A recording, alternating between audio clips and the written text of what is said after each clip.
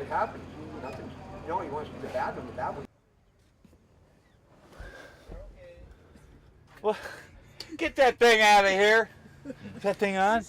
Does it get fingerprints on it if I do that? I happen to know how much shit that is. Two-time looter. Yeah. One of them's a two-time rider. Okay.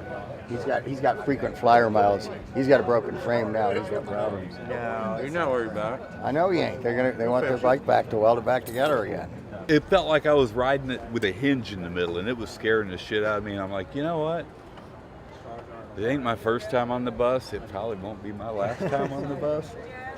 If you don't ride the bus, you're not riding You can hard edit enough. that out, the part where I said, Right, Doug? If you don't ride on the bus, you're not riding hard enough. that's right.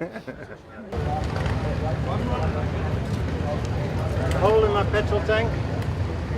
Did not want to. Oh no, go ahead. I did go not. ahead. I did not want to. You got a hole in your tank? Yeah, there's a hole in the tank. And at the last petrol station.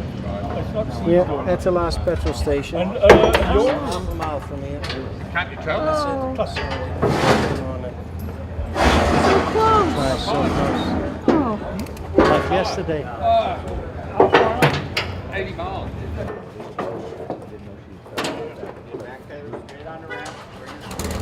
They roll it in. You want your boomerang?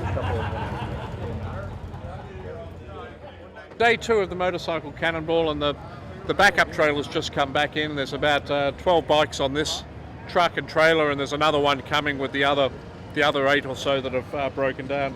We've had a hard day. We ran with a cracked fuel line, so the fuel line's actually broken here, which leak fuel. So that's one job I've got to fix. The final straw was You just got to solder it, right? I've just got to solder that, Doug.